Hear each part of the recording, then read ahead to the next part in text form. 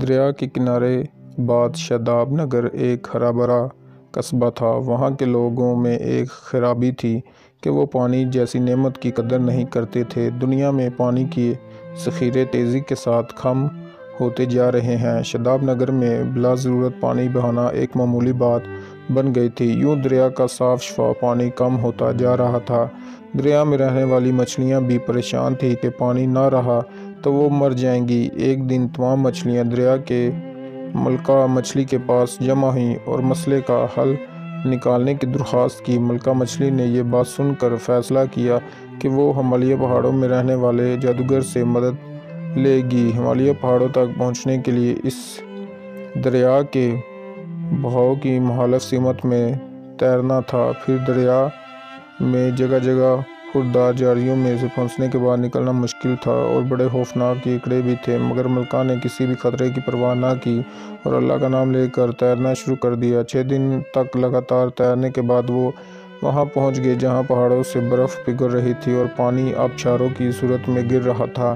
جادوگر وہاں بڑے مزے سے پانی میں ٹانگیں لٹکائے بیٹھا تھا۔ سردار مچھلی تیزی سے تیرتی ہوئی اس کے پیروں کے پاس جا پہنچی۔ بولی، جادوگر نے جھک کر دیکھا تو کہا، ارے بھی مچھلی، کون ہو تم اور یہاں کیا کر رہی ہو؟ ملکہ مچھلی نے جلدی جلدی ساری بات کہہ سنائی۔ جادوگر نے چینی کے دانوں کے برابر چھوٹی چھوٹی گولیاں سے نکالی اور ملکہ مچھلی کو دکھاتے ہوئے کہا، یہ جادوئی گولیاں لے جاؤ اور انہیں دریا میں پھیلانا شروع کر دو۔ جہاں کہیں بھی بلا ضرورت پانی بہہ رہا ہوگا یہ گولیاں فوارے کی طرح پھول کر اس لائن کو بند کر دیں گی۔ بعد میں اس کا اثر ختم ہو جائے گا۔ یہ گولیاں انسانوں کو نظر نہیں آئیں گی۔ ملکہ مچھلی نے جادوگر کا شکریہ ادا کیا اور روانہ ہو گئی۔ ملکہ واپس دریا میں پہنچی تو جادوئی گولیاں دیکھ کر تمام مچھلیاں خوش ہو گئیں۔ مچھلیوں نے پورے دریا میں گولیاں پھیلا دیں۔ امی امی، میری آنکھوں میں مرچیں لگ رہی ہیں، جلدی سے پانی لا دیں پلیز۔ وسیم نے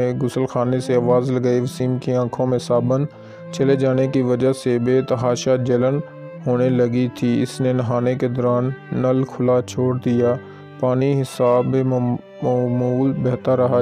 جادوئی گولیوں نے کام کر دکھایا تھا اور پانی کی لائن کو بند کر دیا تھا۔ امی نے جلدی سے ایک بوتل لا کر دی جس سے وہ دیر تک آنکھیں دھوتا رہا۔ پڑوس میں شیلا باجی کے ساتھ بھی ایسا ہی ہوا۔ وہ باورچی خانے میں آٹا گوندھ رہی تھی اور نل کھلا چھوڑ دیا تھا۔ پانی بہتا رہا اور وہ اسی پانی سے آٹا گوندھ رہی تھی، مگر عین اسی وقت جب اس کے دونوں ہاتھ آٹے میں لتھڑے ہوئے تھے، اچانک نلکے میں پانی آنا بند ہو گیا۔ گلی میں فیروز صاحب اپنی گاڑی دھو رہے تھے۔ قریب ہی پانی کا پائپ پڑا تھا، اس میں سے پانی کی ایک دھار بہہ رہی تھی۔ گاڑی میں صابن لگا ہوا تھا۔ انہوں نے پائپ اٹھایا تو دیکھا کہ اس میں پانی ہی نہیں آ رہا تھا۔ فیروز صاحب ہاتھ میں پائپ پکڑے دوسرے ہاتھ سے سر جھک جانے لگے۔ شاداب نگر کے تمام اہم لوگ قصبے کے مرکزی ہال میں جمع تھے۔ وہ پچھلے ایک ہفتے سے ہونے والے ان گھبراؤ واقعات پر غور کر رہے تھے کہ نلوں میں پانی آتے آتے